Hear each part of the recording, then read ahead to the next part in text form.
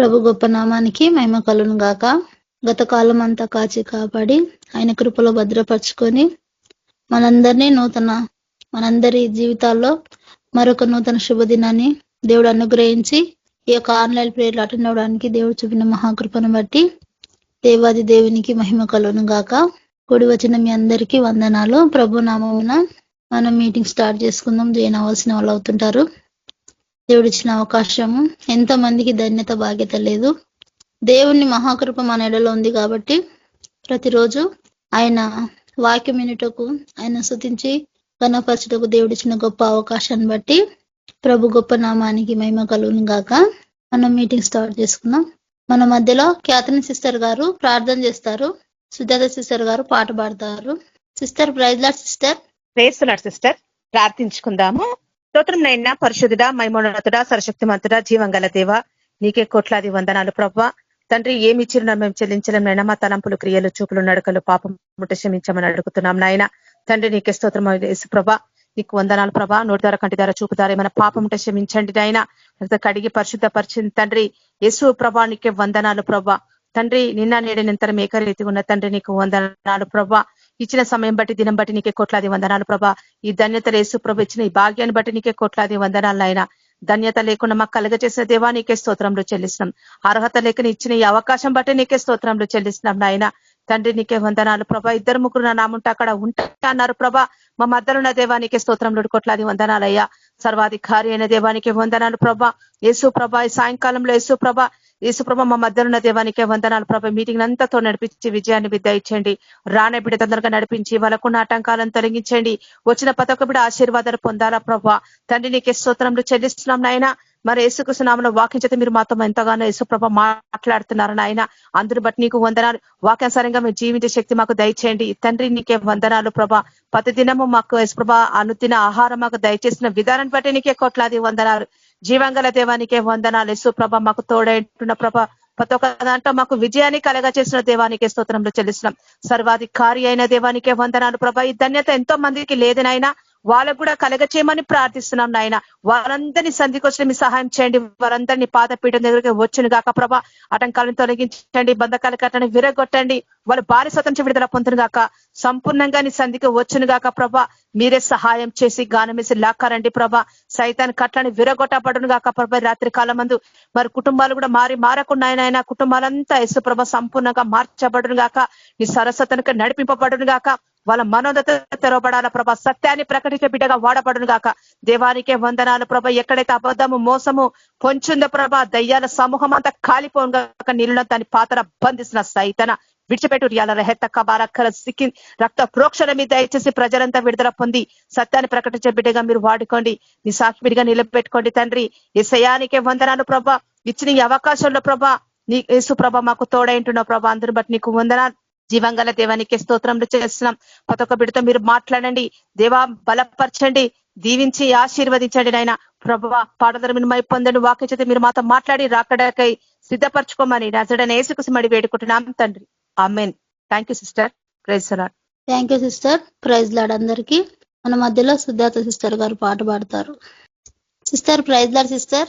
Praise lord sister. అందరికీ మనకు దేవుడు ఇచ్చినటువంటి ఈ యొక్క అవకాశం వరకే దేవుడికి వందనాలు చెల్లిస్తున్నాను. ఈ ఆన్లైన్ సర్వీస్ లో నాకు ఇచ్చినటువంటి యొక్క తరుణం కొరకు దేవుడికి వందనాలు చెల్లిస్తూ ప్రభువుని మహిమ పరుస్తూ ఒక పాట పాడుకుందాము. సియోను పాటలు సంతోషముగా పాడుచు సియోను వెళ్ళుదము. సియోను పాటలు సంతోషముగా పాడుచు సియోను వెళ్ళుదము. లోకాన శాశ్వతానందమేమియో లేదని చెప్పెను ప్రియుడేసు. లోకాన శాశ్వతానందమేమియో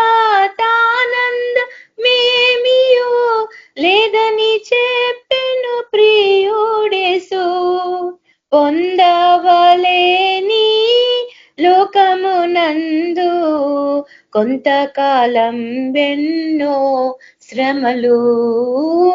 పొందవలేని లోకమునందు కొంతకాలం వెన్నో శ్రమలు. సియోను పాటలు సంతోషముగా పాడుచు సియోను వెళ్ళుదము. ఐగుప్తును విడచినట్టి మీరు అరణ్యవాసులే ధరలో. ఐగుప్తును విడచినట్టి మీరు అరణ్యవాసులే ధరలో. నిత్య నివాసము లేదిలలోనా నేత్రాలు కానానుపై నిలుపుడి. నిత్య నివాసము లేదిలలోనా నేత్రాలు కానానుపై నిలుపుడి. సియోను పాటలు సంతోషముగా పాడుచు సియోను వెళ్ళుదము. మారాను పోలిన చేదైన స్థలముల ద్వారా పోవలసి ఉన్నానేమి. మారాను పోలిన చేదైన స్థలములో ద్వారా పోవలసి ఉన్నానేమి. నీరక్షకుండగు యేసే నడుపును మారని తనదు మాట నమ్ము. నీరక్షకుండగు యేసే నడుపును మారని తనదు మాట నమ్ము. సియోను పాటలు సంతోషముగా పాడుచు సియోను వెళ్ళుదము. ఐగుప్తు ఆశాలన్నీ విడచి రంగుగా యేసుని వెంబడించు.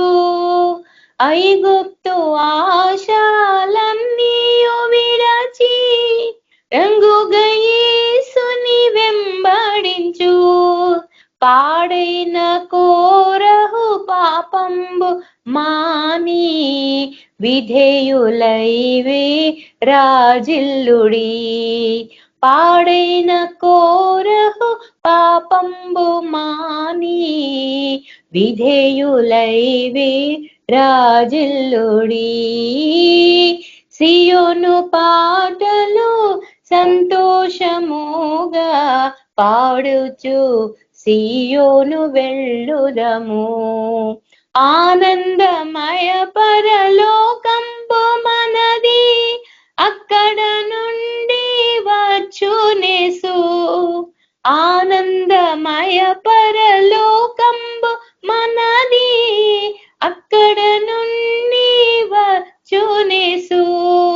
సియోను గీతము సంపుగా కలసి పాడేదము ప్రభు యేసుకు జై.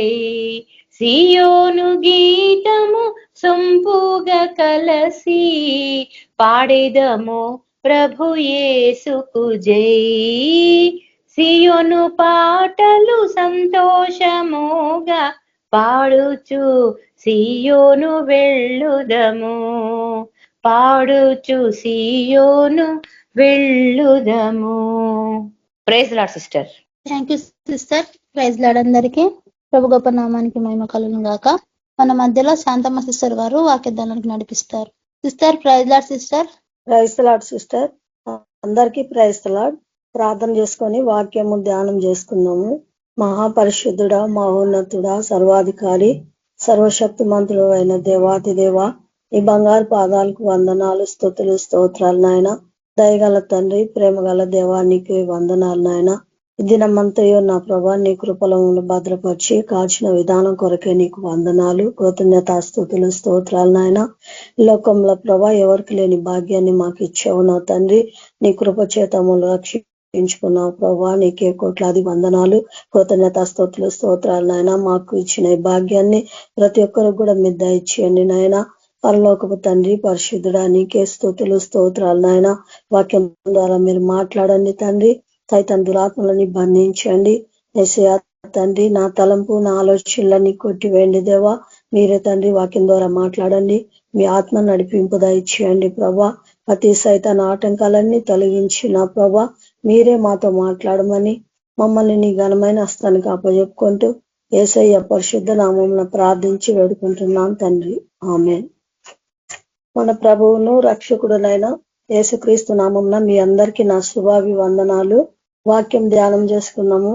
యోహాను సువార్త 5వ అధ్యాయము 2వ వచనంలో యెరూషలేములో ఎలా అంశము దేవుడు మానవుని వెతుక్కుంటూ వచ్చిన ప్రేమ, దేవునికి మానవుల పట్ల ఉన్న ప్రేమ అనే అంశం మీద మనం దేవుని వాక్యము చూసుకున్నాము.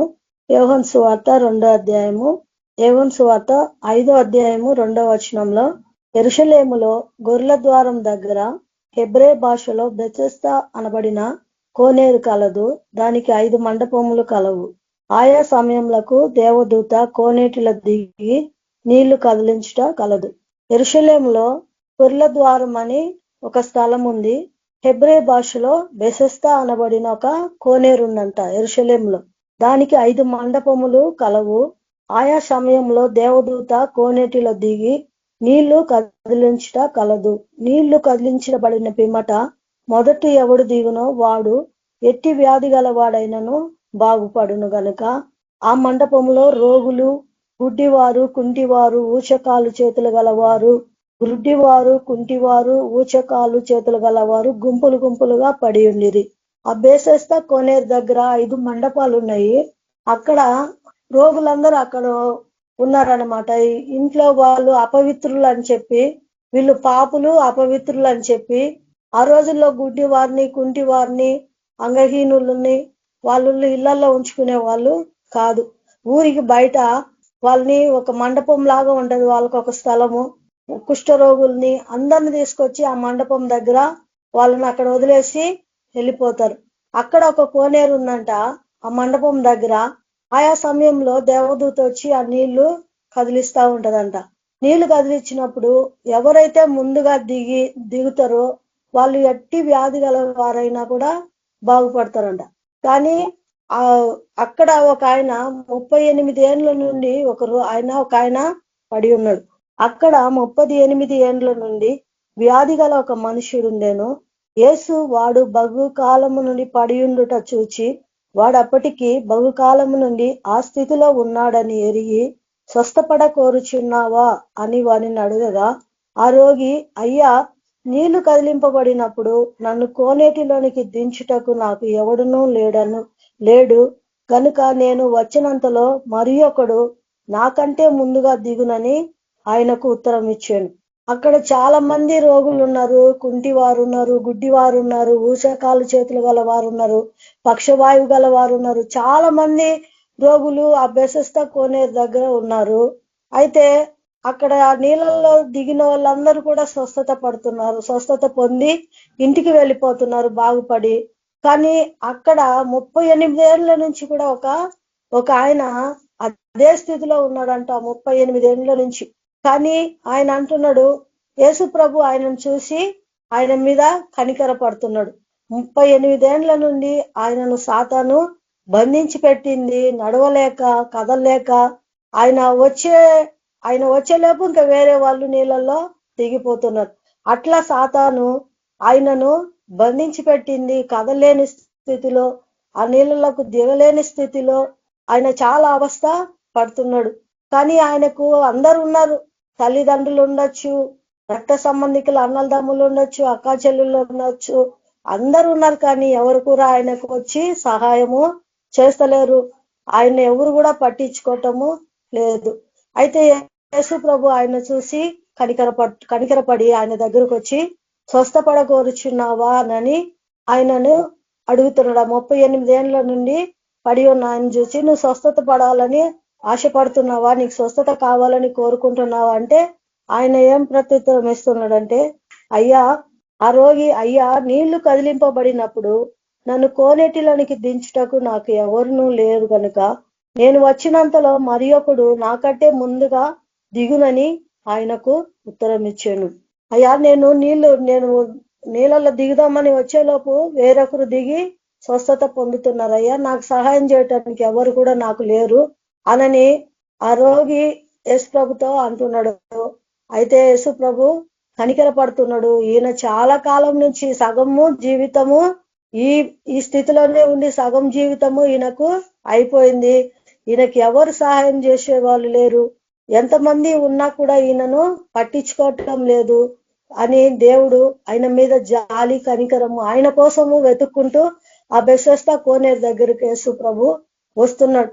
కానీ ఈ లోకంలో ఎవరు సహాయం చేసినా చేయకపోయినా ప్రభు మాత్రము మనకు సహాయం చేయటకు సమర్థుడు. కాబట్టి మనం ఏ స్థితిలో ఉన్నా కూడా దేవుడు మనకు సహాయము, మనుషుల సహాయము వ్యర్థము. కాబట్టి దేవుడు మనకు సహాయం చేయటానికి మనము పాపంలో ఉన్నాము, శాపంలో ఉన్నామని దేవుడు మనల్ని వెతుక్కుంటూ ఈ లోకానికి వచ్చిండు. సిలువలో మన కొరకు ప్రాణం పెట్టిండు, రక్తాన్ని గార్చిండు, పాపము శాపము మనకు తొలగించిండు. ఇక్కడ కూడా 38 ఏళ్ల నుంచి ఆయనను ఎవరు పట్టించుకోవటంలో అందరూ ఉండొచ్చు, కానీ ఎవరు ఆయనకు సహాయము లేదు. కానీ దేవుని ప్రేమ ఆయనను వెతుక్కుంటూ ఆయన దగ్గరికి వచ్చింది. ఆయనను ఏమంటున్నాడంటే నీ పరుపెత్తుకొని నడువమంటున్నాడు. అందుకే యేసు నీవు లేచి నీ పరుపెత్తుకొని నడువమని వానితో చెప్పగా వెంటనే వాడు స్వస్థత నొంది తన పరుపెత్తుకొని నడిచాను. ఇక్కడ నీ పరుపెత్తుకొని నడువమని దేవుడు ఆయన జీవం గల దేవుడు కాబట్టి ఆ మాట సెలవీయగానే ఆయనకు వెంటనే స్వస్థత వచ్చింది. ఆయన 38 ఏండ్ల నుంచి ఆ స్థితిలో ఉన్నాడు. చాలా కాలం నుంచి బాధపడుతున్నారు. ఈయనకు సహాయం చేసే వాళ్ళు లేరని దేవుని ప్రేమ ఆయనని వెతుక్కుంటూ ఈ లోకానికి వచ్చింది. బెతెస్దా కోనేరు దగ్గరికి నువ్వు లేచి నీ పరుపెత్తుకొని నడువమన్నప్పుడు ఆయన పరుపెత్తుకొని నడిచిండు. మనం చూస్తున్నాము దేవుని ప్రేమ. కీర్తనలు 107:13 కష్టకాలమందు వారు యెహోవాకు మొరపెట్టిరి, ఆయన వారి ఆపదల నుండి వారిని విడిపించెను. వారి కట్లను తెంపివేసి చీకటి నుండి మరణాంధకారం నుండి వారిని రప్పించెను. ఆయన కృపను బట్టి నరులకు ఆయన చేయు ఆశ్చర్య కార్యములను బట్టి వారు యెహోవాకు కృతజ్ఞతాస్తుతులు చెల్లించుదురుగాక. ఇక్కడ అంటున్నాడు కష్టకాలంలో వాళ్ళు యెహోవాకు మొరపెట్టిండ్రంట. ఆయన వారి ఆపదల నుండి వారిని విడిపించెను. వారి కట్లను తెంపివేసి చీకటి నుండి మరణాంధకారము నుండి వారిని రప్పించెను.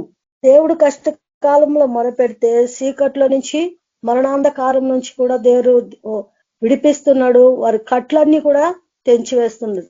అక్కడ 38 ఏళ్ల నుంచి కూడా ఆయనను సాతాను బంధించి పెట్టింది. నడవలేని స్థితిలో, లేయలేని స్థితిలో అట్లా సాతాను బంధించి పెట్టింది. ఇక్కడ దేవుని వాక్యం అంటుంది కష్టకాలం ముందు వారు యెహోవాకు మొరపెట్టిరి, ఆయన వారి ఆపదల నుండి వారిని విడిపించెను. వారి కట్లను తెంపివేసి చీకటి నుండి మరణాంధకారం నుండి వారిని రప్పించెను. ఆయన కృపను బట్టి నరులకు ఆయన చేయు ఆశ్చర్య కార్యములను బట్టి వారు యెహోవాకు కృతజ్ఞతాస్తుతులు చెల్లించుదురుగాక. ఎవరైతే కష్టకాలంలో దేవునికి మొర పెడుతున్నారో దేవుడు తప్పకుండా విడిపించి దేవుడుగా ఉన్నాడు. దేవుడు నరులకు ఆయన గొప్ప మేలు చేయటానికి ఆశ్చర్య కార్యములు దేవుడు ఆయన చేయు ఆశ్చర్య కార్యములను బట్టి వారి యెహోవాకు కృతజ్ఞతాస్తుతులు చెల్లించుదురుగాక. మనుషులకు దేవుడు ఆశ్చర్య కార్యాలు చేయాలని, గొప్ప కార్యాలు మన పట్ల చేయాలని, మనం దేవునికి ఆపదలో ఉన్న వాళ్ళకు సహాయం చేయాలని దేవుడే ఈ లోకానికి దిగి వచ్చిండు. మనల్ని విడిపించిండు. మనం ఆయనకి ఏం చేయాలంట? కృతజ్ఞతాస్తుతులు దేవునికి చెల్లించాలంట. ఏలయనగా ఆయన ఇత్తడి తలుపులను పగలగొట్టి ఉన్నాడు, ఇనుప గడియలను విరగొట్టి ఉన్నాడు. బుద్ధిహీనులు తమ దుష్ట ప్రవర్తన చేతను తమ దోషముల చేతను బాధ తెచ్చుకుందురు. భోజన పదార్థములన్నీ వారి ప్రాణమునకు అసహ్యమగును. వారు మరణము ద్వారములను సమీపించుదురు. కష్టకాలమందు వారు యెహోవాకు మొరపెట్టిరి, ఆయన వారి ఆపదల నుండి వారిని విడిపించెను. ఆయన తన వాక్కును పంపి వారిని బాగు చేసెను. ఆయన వారు పడిన గుంటల నుండి వారిని విడిపించెను. ఆయన కృపను బట్టి నరులకు ఆయన చేయు ఆశ్చర్య కార్యములను బట్టి వారు యెహోవాకు కృతజ్ఞతాస్తుతులు చెల్లించుదురుగాక. వారు కృతజ్ఞత అర్పణలు చెల్లించుదురుగాక. ఇక్కడ వాళ్ళు ఎట్లా ఉన్నారంటే వాళ్ళకు భోజన పదార్థములన్నీ వారి ప్రాణములకు అసహ్యం అయిపోయిందంట. వాళ్ళు అన్నం కూడా భోజనం కూడా చేయలేకపోతున్నారు. అంతగా వాళ్ళ ప్రాణము అంత బాధల్లో సాతాను వాళ్ళు అంతగా బంధించి పెట్టింది. వాళ్ళు మరణ ద్వారంకు మరణానికి దగ్గర అవుతున్నారు. అలాంటి స్థితిలో కూడా వాళ్ళు కష్టకాలంలో కూడా దేవునికి మొరపెట్టిండ్రంట. వారి ఆపతుల నుంచి దేవుడు వారిని విడిపించిండు. ఇత్తడి తలుపులను పగలగొట్టిండు, ఇనుప గడియలను దేవుడు విరగొట్టి ఉన్నాడు. అంటే అది ఎంత సాతాను ఎంత బంధకాలు పెట్టి మనుషులను కట్టేసినా కానీ ఆయన తన వాక్కుని పంపి వారిని బాగు చేసిననుంది. వారి పడిన గుంటల నుంచి దేవుడు వాళ్ళని పైకి లేమినట్టు మనం వాక్యంలో చూస్తున్నాం. ఎంత మరణ పడకలలో ఉన్న వాళ్ళను కూడా దేవుడు గొప్ప కార్యంలో చేయగల దేవుడుగా ఉన్నాడు. వాళ్ళు కష్టకాలంలో ఆ మరణ పడక మీద ఉండి కూడా ప్రార్థన చేసినప్పుడు దేవుడు తన వాక్కును పంపి వాళ్ళని బాగు చేసిండు. తన వాక్కును పంపి బాగు చేసిండు. వాళ్ళకు అన్నపానములు కూడా అసహ్యమైపోయినాయి, తినలేకపోతున్నారు, ఆరోగ్యంగా ఉండలేకపోతున్నారు. అలాంటి స్థితిలో ఉన్న వాళ్ళు కూడా దేవునికి మొర పెడితే దేవుడు తన వాక్కును పంపి బాగు చేసిండు. వారు పడిన గుంట నుంచి దేవుడు విడిపించిండు.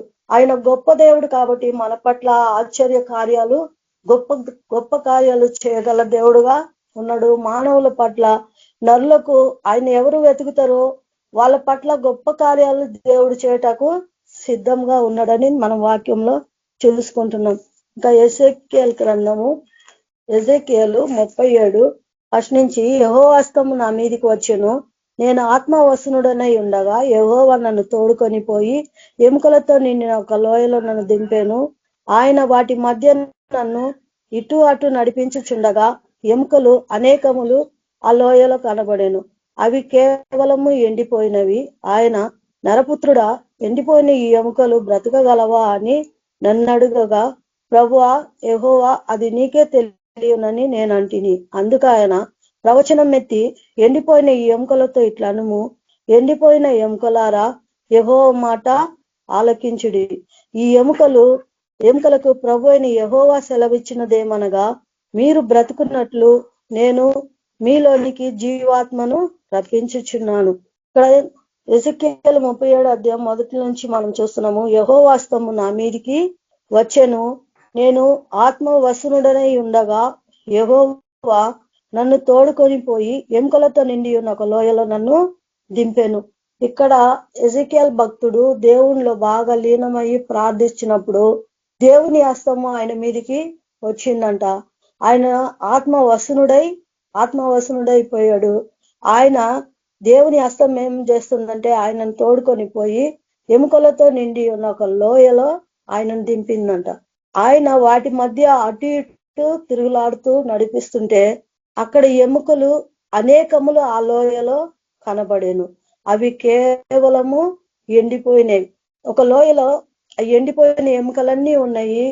ఆ ఎండిపోయిన ఎముకల మధ్యలోకి ప్రవక్తను తీసుకుపోయి దేవుడు నిలబెడుతున్నాడు. ప్రవక్త అటు ఇటు తిరుగుతా ఉన్నాడు. ఈ ఎముకలు చూస్తుంటే అవి ఎప్పుడో చనిపోయిన వారి ఎముకలు, అవి కేవలము ఎండిపోయినాయంట. ఆయన నరపుత్రుడా, ఈ ఎండిపోయిన ఎముకలు బ్రతకగలవా అని నన్ను అడుగగా, ప్రభువా యెహోవా అది నీకే తెలియనని నేను అంటిని. అందుకు ఆయన ప్రవచనం ఎత్తి, ఎండిపోయిన ఈ ఎముకలతో ఇట్లను, ఎండిపోయిన ఎముకలారా యెహోవా మాట ఆలకించుడి. ఆ ప్రవక్తతో దేవుడు మాట్లాడుతున్నాడు. ఓ ఎజెకియలు, ఈ ఎండిపోయిన ఎముకలు బ్రతకగలవా? ఎండిపోయినవి ఎప్పుడో ఎండిపోయినాయి కదా, ఈ ఎండిపోయిన ఎముకలు బ్రతకగలవా అన్నప్పుడు ఆయన ప్రవక్త అంటున్నాడు, ప్రభువా దేవా అది నీకే తెలుసు ప్రభువా అని అన్నప్పుడు, నువ్వు ప్రవచనం ఎత్తి ఎండిపోయిన ఎముకలతో ఇలాగూ ప్రకటన చేయమంటాడు. ఎండిపోయిన ఎముకలతో నువ్వు ప్రవచనం ఎత్తి ఎండిపోయిన ఎముకలతో ఇట్లనుము, ఎండిపోయిన ఎముకలారా యెహోవా మాట ఆలకించుడి. ఈ ఎముకలు ప్రభు అయిన యెహోవాకు సెలవిచ్చినదేమనగా, మీరు బ్రతుకున్నట్లు నేను మీలోనికి జీవాత్మను రప్పించుచున్నాను.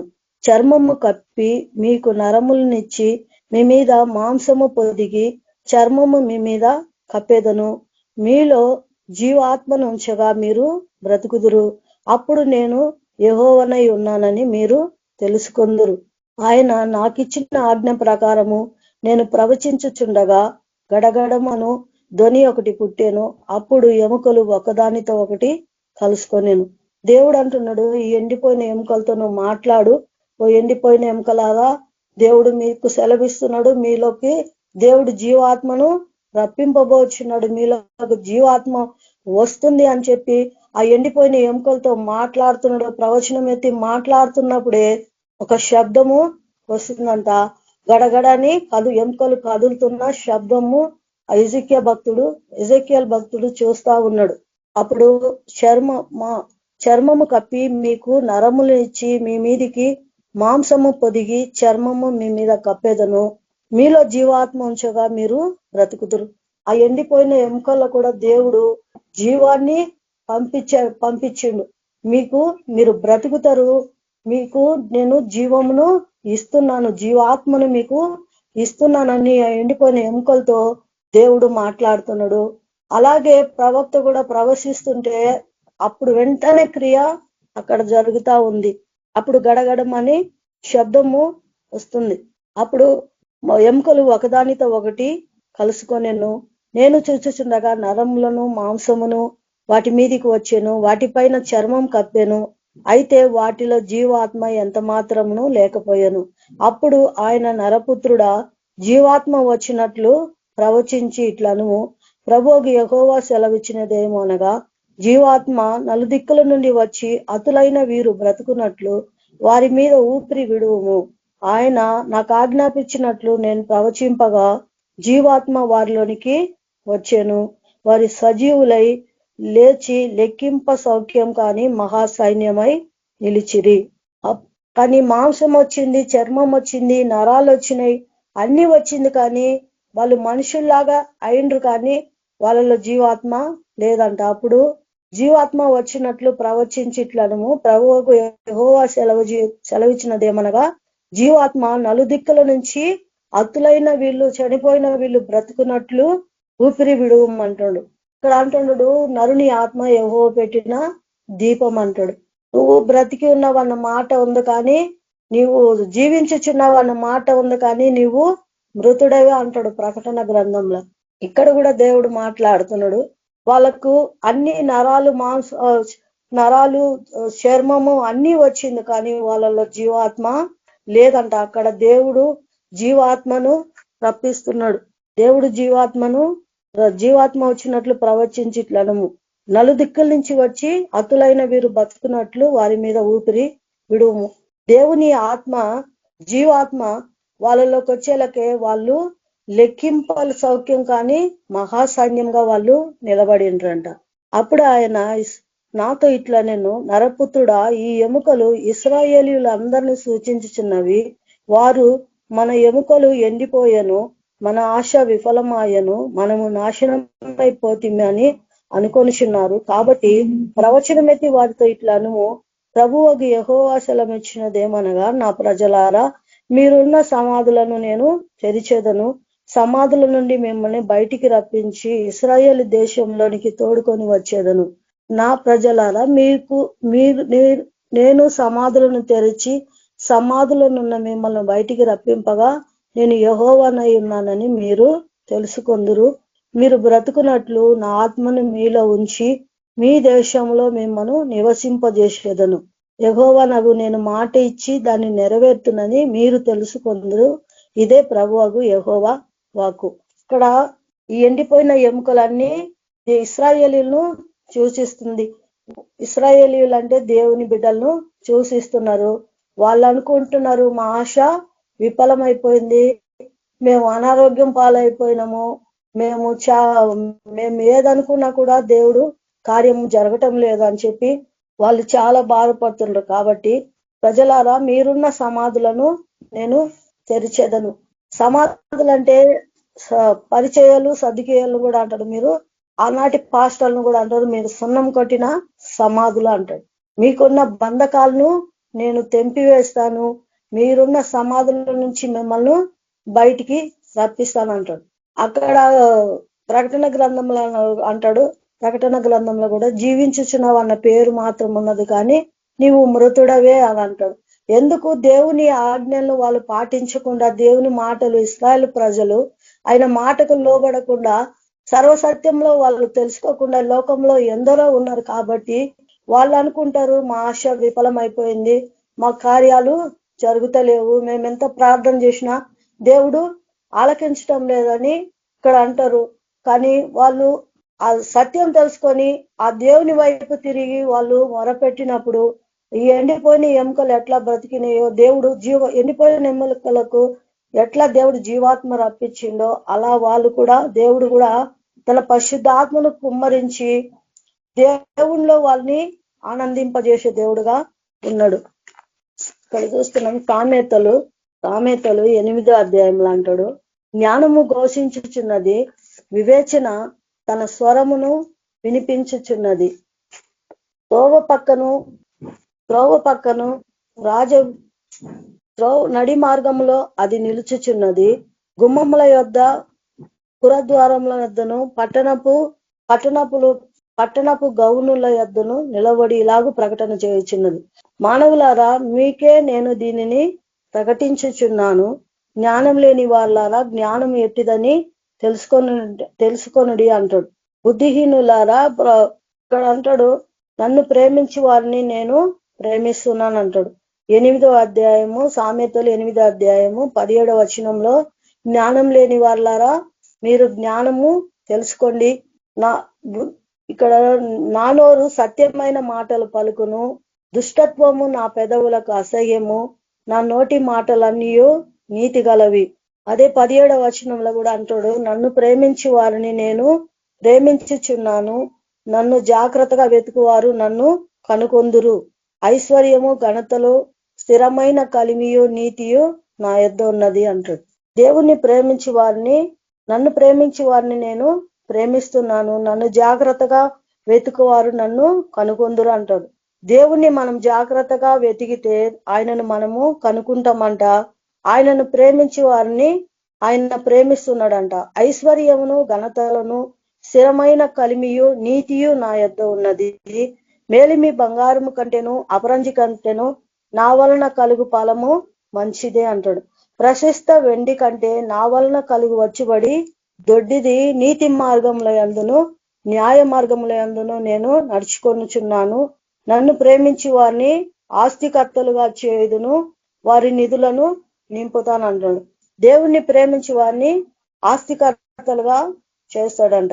ఇక్కడ 36లో కూడా అంటాడు, 34లో, అనుదినము నా గడప యొద్ద కనిపెట్టుకొని, నా ద్వారము బంధముల యొద్ద కాచుకొని, నా ఉపదేశము వినివారు ధన్యులు, నన్ను కనుగొను వాడు జీవమును కనుగొనును, యెహోవా కటాక్షము వానికి కలుగొనును, యెహోవా కటాక్షం వానికి కలుగును. ఇక్కడ అనుదినము దేవుని గడప యొద్ద మనము కనిపెట్టుకొని, ఆయన ద్వార బంధముల యొద్ద కాచుకొని, నా ఉపదేశం వినువారు ధన్యులు అంటున్నాడు. మనము దేవుడు మనకు ఎంతో ధన్యత ఇచ్చిండు. మనము అనుదినము దేవుని వాక్యము వింటా ఉన్నాం. దేవుడు ఎంతో గొప్ప ధన్యత మనకు ఇచ్చిండు. నన్ను కనుకొని వాడు జీవమును కనుకొనును, యెహోవా కటాక్షం వానికి కలుగును అంటున్నాడు. దేవుణ్ణి కనుక్కున్న వాడుకు వానికి ఏముందంట? జీవము కనుక్కున్నట్టే. దేవుణ్ణి కనుకొని వాడు జీవమును కనుకొనివాడు. ఇంకా పై వచనంలో అంటాడు, ఆయన కలుగజేసిన పరలోకమును బట్టి సంతోషించుచు నరులను చూచి ఆనందించుచుంటిని.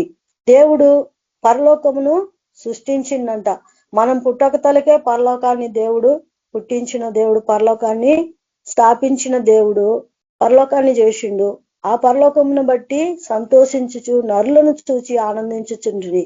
కావున పిల్లలారా నా మాట ఆలకించుడి, నా మార్గములు అనుసరించి వారు ధన్యులు. ఉపదేశమును నిరాకరింపక దాన్ని అవలంబించి జ్ఞానులై ఉండుడి అంటాడు. దేవుని ఉపదేశమును మనము అవలంబించాలంటే దానిని మనము అనుసరించి నడుచుకోవాలంట. ఇంకా 9 సామెతలు 9లో కూడా అంటాడు, నా వలన నీకు దీర్ఘాయువు. సామెతలు 9:11 అంటాడు, నా వలన నీకు దీర్ఘాయువు కలుగును, నీవు జీవించు సంవత్సరములు అధికమగును. దేవుని వల్ల మనకు దీర్ఘాయువు కలుగుతుందంట. మనం జీవించు సంవత్సరములు అధికములు అవుతుందంట. ఇక్కడ 1 పేతురు మొదటి పేతురు 3:9 అంటాడు, ఆశీర్వాదమునకు వారసులగుటకు మీరు పిలువబడితిరి గనుక కీడునకు ప్రతి కీడైనను దూషణకు ప్రతి దూషణైనను చేయక దీవించిడి అంటాడు. మనము ఆశీర్వాదానికి వారసులగుటకు దేవుడు మనల్ని ఈ లోకం పిలిచిండంట.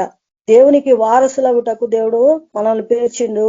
ఆశీర్వాదమునకు వారసులగుటకు మీరు పిలువబడితిరి గనుక కీడునకు ప్రతి కీడైనను దూషణకు ప్రతి దూషణైనను చేయక దీవించుడి అంటాడు.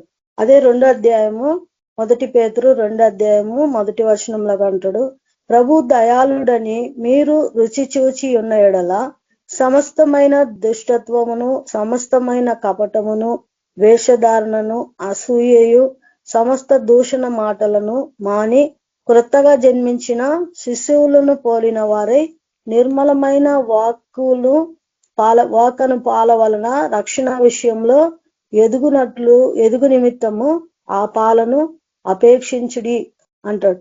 ప్రభువు దయాళుడని మనము రుచి చూచి ఉన్నాం కాబట్టి మనం కూడా అలాగే మనము దేవుడు ఎలా దయాళుడుగా ఉన్నాడో మనం కూడా అలాగ ఉండాలని దేవుడు కోరుతున్నాడు. సమస్తమైన దుష్టత్వం నుంచి సమస్తమైన కపటము వేషధారణ అసూయ సమస్త దూషణ మాటలను మాని కొత్తగా జన్మించిన శిశువును పోలిన వారై నిర్మలమైన మనసాక్షి మనకు ఉండాలంట. నిర్మలమైన వాక్యమును పాల వలన రక్షణ విషయంలో ఎదుగు నిమిత్తము ఆ పాలను అపేక్షించుడి అంటాడు. కాబట్టి మనము నిర్మలమైన మనసుతో మనము దేవుణ్ణి స్తుతించాలా, ఆయన మార్గంలో మనము నడుచుకోవాలా. హెబ్రీయులకు రాసిన పత్రిక 1వ అధ్యాయము 5వ వచనంలో అంటాడు, నీవు నా కుమారుడవు, నేడు నిన్ను నేను కని ఉన్నాననియు ఇదియుగాక నేను ఆయనకు తండ్రినయుందును ఆయన నాకు కుమారుడయుండును అనియు ఆ దూతలలో ఎవనితోనైనా ఎప్పుడైనాను చెప్పెనా. మరియు ఆయన భూలోకమునకు ఆది సంభూతుని మరలా రప్పించినప్పుడు దేవుని దూతలందరూ ఆయనకు నమస్కారం చేయవలనని చెప్పుచున్నాడు. దేవుడు మనకి ఎంతో గొప్ప ధన్యత ఇచ్చిండు. ఆయన దూతలకు కూడా చెప్పలేదంట నువ్వు నా కుమారుడు అని. దేవుడు మనుషులు మనతో మాట్లాడుతున్నాడు, నీవు నా కుమారుడవు, నేడు నిన్ను కని ఉన్నానని. అదియుగాక నేను ఆయనకు తండ్రినై ఉందును ఆయన నాకు కుమారుడై ఉండునని ఆ దూతలలో ఎవనితోనైనాను ఎప్పుడైనాను చెప్పానా అని అంటున్నాడు. దేవుడు మనకి ఎంత గొప్ప ధన్యత ఇచ్చిండు. ఆశీర్వాదమునకు వారసులగుటకు మనల్ని పిలిచిండు. దూతలతో కూడా ఎప్పుడు చెప్పలేదంట దేవుడు నువ్వు నా కుమారుడివి నా కుమార్తెవు అని. కానీ మనల్ని దేవుడు ఎంత ప్రేమిస్తున్నాడు. ఆయనకు నేను నిన్ను కని ఉన్నాను, నేను నీకు తండ్రినై ఉన్నాను అనని ఏ దూతలతో కూడా దేవుడు ఎప్పుడు చెప్పలేదంట. మరియు ఆయన భూలోకమునకు ఆది సంభూతుని మరలా రప్పించినప్పుడు దేవుని దూతలందరూ ఆయనకు నమస్కారం చేయవలనని చెప్పుచున్నాడు. తన దూతలను వాయువులుగాను తన సేవకులను అగ్నిజ్వాలలుగాను చేసుకొని వాడు అని దూతలను గురించి చెప్పుచున్నాడు. కానీ తన కుమారుని గురించి అయితే, దేవా నీ సింహాసనము నిరంతరము నిలిచినది, నీ రాజదండము న్యాయార్థమైనది, నీవు నీతిని ప్రేమించితివి దుర్నీతిని ద్వేషించితివి, అందుచేత దేవుడు నీ తోటి వారి కంటే నిన్ను హెచ్చించినట్లు ఆనంద తైలముతో అభిషేకించెను. ఇక్కడ దేవుడు మనకు ఆయన భూలోకమునకు వచ్చినప్పుడు దేవదూతలందరూ కూడా ఆయనకు నమస్కారము చేస్తారంట. ఆయన దూతలను వాయువులుగా చేసిండంట, తన సేవకులను అగ్నిజ్వాలలుగా చేసి ఉన్నాడంట.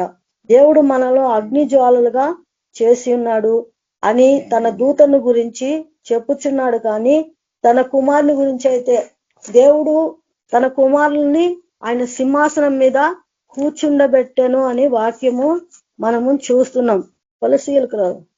కొలసీలకు రాసిన పత్రిక, దూతలు సింహాసనం మీద కూర్చుండే దేవుని సింహాసనము ఆయన దూతల్ని సింహాసనం ముందు కూర్చుండబెట్టలేదు, కానీ ఆయన సింహాసనం మీద ఆయన సింహాసనం మీద మనల్ని కూర్చుండబెట్టుతున్నాడంట. ఎఫెసీ 5వ వచనము. ఆయన ఎఫెసీ 2వ అధ్యాయము 5వ వచనంలో ఆయనను దేవుడు కరుణా సంపన్నుడై ఉండి మనలను మన అపరాధముల చేత సచ్చిన వారమై ఉండినప్పుడు సచ్చిన వారమై ఉండినప్పుడు ఆయన సైతము మన ఎడల చూపిన తన మహాప్రేమ చేత మనలను క్రీస్తుతో కూడా బ్రతికించెను.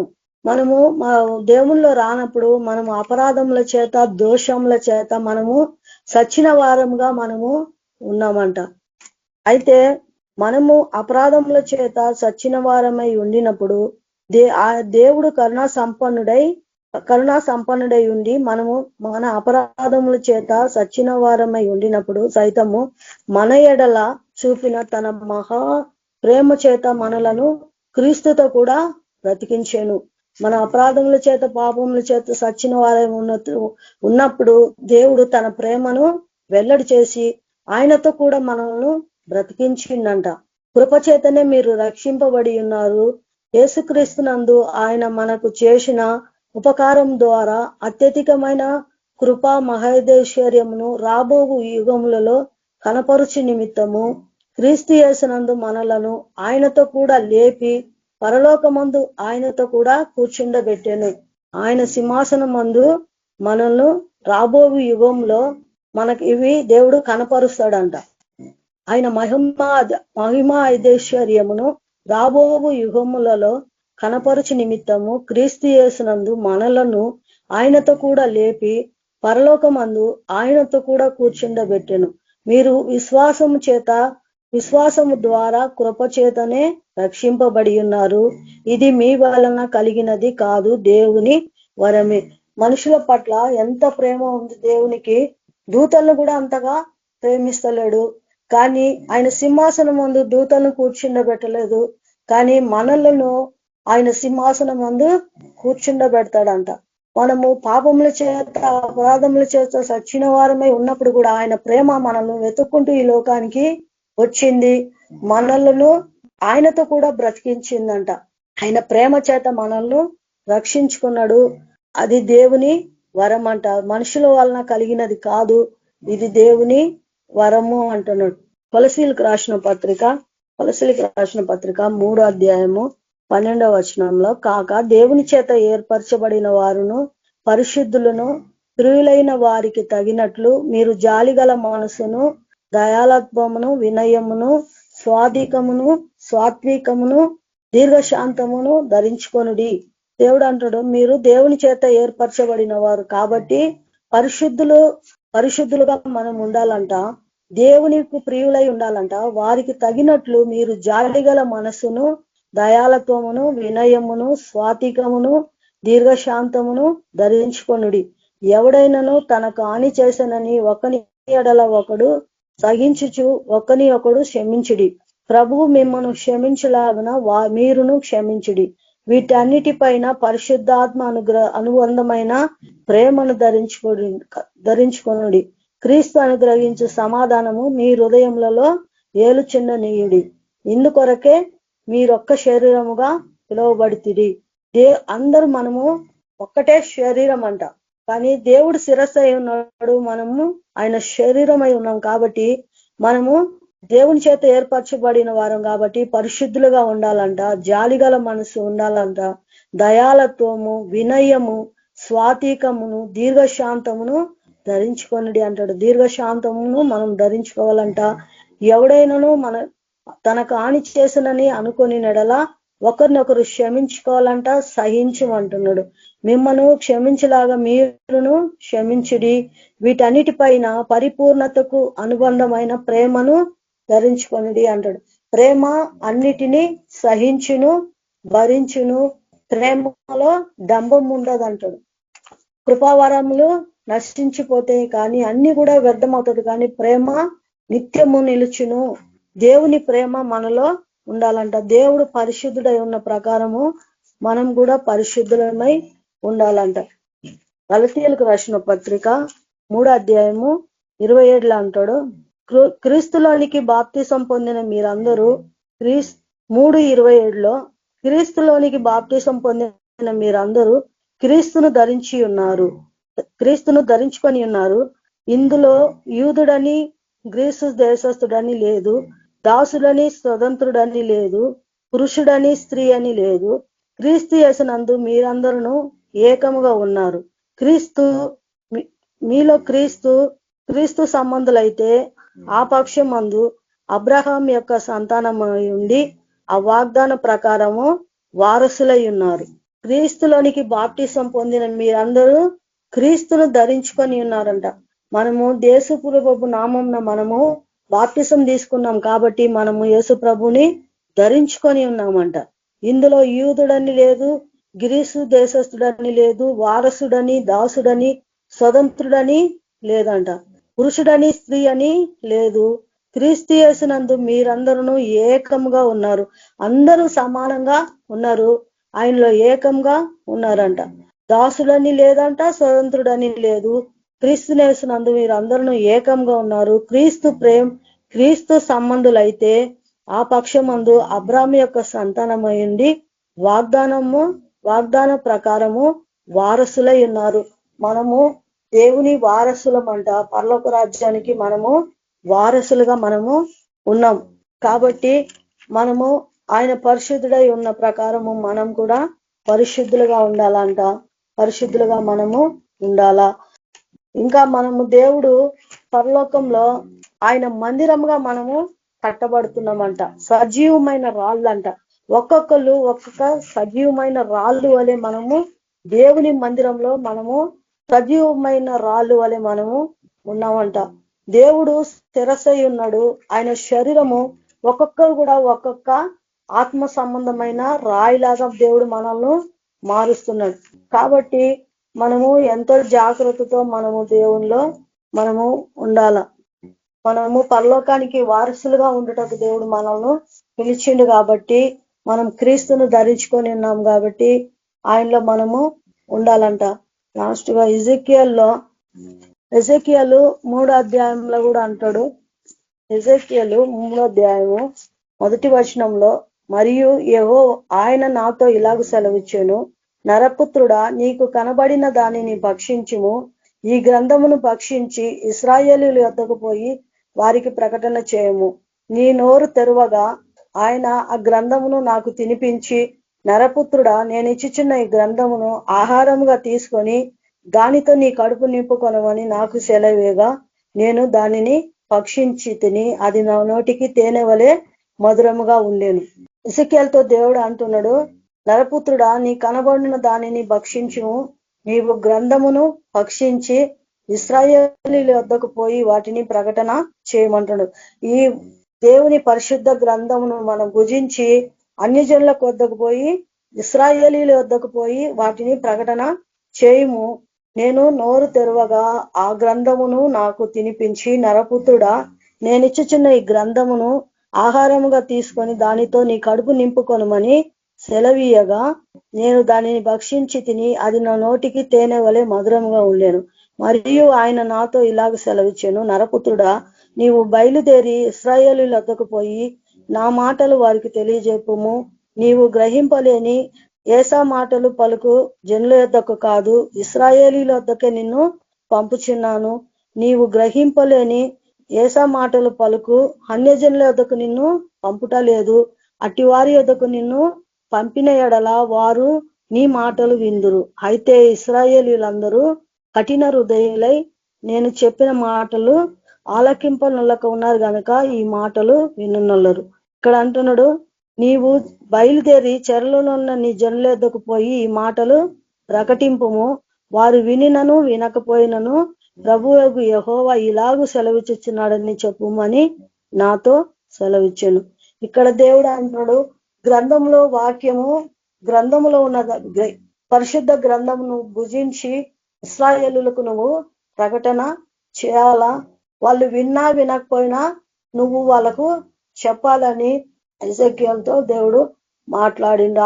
ఆ రోజుల్లో మనతో కూడా దేవుడు అంటున్నాడు, ఆయన సువార్త పని మనము చేయాలా. సర్వలోకములకు మనము సువార్త చెప్పాలా. వాళ్ళు వినకపోని అది దేవుని చిత్తము కాబట్టి మనము ఆ పరిశుద్ధ గ్రంథమును మనం భక్షించాలా. అనుదినము మనము ఆహారంగా జీవాహారం తీసుకొని మనం లోకంలోకి ఆయన వాక్యము మనము ప్రకటన చేయాలా, అనేకులు దేవుని వైపుకు తిప్పాలని ఎజెకియల్ గ్రంథంలో మనం చూస్తున్నాము. కాబట్టి మనం కూడా అలాగా దేవుని సువార్త ప్రకటించడానికి దేవుడు మనల్ని ఏర్పరచుకున్నాడు. కాబట్టి మనం కూడా లోకంలోకి వెళ్ళి సువార్త ప్రకటించాలా. ఆయన మందిరముగా మనము కట్టబడుచున్నాం. కాబట్టి మనం పరిశుద్ధులుగా నిష్కలంకులుగా మనము ఉండాలా. ఆయన సేవలు మనము ముందుకు సాగాల. చిన్న వాక్యం దేవుడు దీవించును గాక. ఆమేన్. పరిశుద్ధుడా, మహోన్నతుడా, సర్వాధికారి అయిన దేవా, సర్వశక్తి మంతుడా, కృపగల యేసయ్య, దయగల తండ్రి, నీకే వందనాలు దేవా. తండ్రి, నువ్వు మాకు ఎంతో గొప్ప రక్షణ ఇచ్చినావు ప్రభా, నీకు వందనాలు. అయినా రక్షణ లేని బిడ్డలు ఎందరో ఉన్నారు ప్రభా లోకంలో. ప్రభా ఇశ్రాయేల్ వద్దకు వెళ్ళి ప్రకటన చేయమంటున్నావు నా ప్రభా. వాళ్ళు వినినా వినకపోయినా ప్రభా, లోకంలో మీరు వెళ్ళి మీరు లోకంలోకి వెలుగై ఉన్నారని మీరు సెలవిచ్చిన్నారు ప్రభా. నీ వెలుగుతో మమ్మల్ని నింపి ఉన్నారు ప్రభా. కాబట్టి తండ్రి, మేము కూడా ఈ లోకంలో వెళ్ళి సేవ సువార్త ప్రకటించాలా. అట్టి కృప మాకు దయచేయండి ప్రభా. యేసయానికే వందనాలు. మమ్మల్ని ప్రేమిస్తూ మా కొరకు లోకానికి వచ్చిన దేవుడు, ఎంతో గొప్ప రక్షణ ఇచ్చిన దేవుడు ప్రభా, నీ కోట్లాది వందనాలు ప్రభా. స్తుతి స్తోత్రాలు నాయన. నీ ప్రేమ సువార్త ప్రభా మేము చెప్పాలా, అన్ని జనులకు చెప్పాలా, సర్వలోకంకు చెప్పాలా ప్రభా. అట్టి కృప మాకు దయచేయండి నా ప్రభా. నీకే వందనాలు. పరిశుద్ధాత్మ దేవానికే స్తుతులు స్తోత్రాలు నాయన. సజీవమైన రాళ్ళుగా ప్రభా నీ మందిరంలో ప్రభా మేము ప్రతి ఒక్కరు ఒక్కొక్క రాయిలాగా ఉన్నాం ప్రభా. నీ మందిరం కట్టబడుతుంది ప్రభా. తండ్రి నాయన, మేము సజీవమైన రాళ్ళుగా మమ్మల్ని సరిచేయండి ప్రభా. తండ్రి, వాక్యం ద్వారా మమ్మల్ని సరిచేయండి. మేము సజీవమైన రాళ్ళు వలె ప్రభా మేము కట్టబడాల ప్రభా. దూతలను కూడా నువ్వు అంతగా ప్రేమించలేదు ప్రభా, మమ్మల్ని ప్రేమించినట్లు ప్రభా. నీ సింహాసనం మందు కూర్చుండే బాధ్యత ప్రభా, నీ సింహాసనం మందు మమ్మల్ని కూర్చుండే ధన్యత మాకు ఇచ్చినావు ప్రభా. నీకే వందనాలు, కృతజ్ఞతాస్తుతులు ప్రభా. నీకే వందనాలు నాయన. తండ్రి, మమ్మల్ని సేవలు అందరినీ వాడుకోమని యేసయ్య పరిశుద్ధ నామమున ప్రార్థించి వేడుకుంటున్నాను తండ్రి. ఆమేన్. Thank you sister. Praise lord. Thank you sister. Nathaniel brother గారు మీరు ఆశీర్వాదం ఇవ్వండి. Nathaniel brother. Praise lord brother. Praise lord sister. ఆశీర్వాదం ఇవ్వండి బ్రదర్. సరే సిస్టర్. యేసు ప్రభు వారి కృప, సమాధానము, పరిశుద్ధాత్మ నడిపింపు సకల పరిశుద్ధులకు ఇక్కడ కూడి ఉన్న మనకు సదాకాలము తోడై ఉండి నడిపించును గాక. ఆమేన్. అందరికి వందనాలు. Praise lord. అందరికీ ప్రైజ్ లార్డ్. అందరికీ ప్రైజ్ లార్డ్. అందరికీ ప్రైజ్ లార్డ్.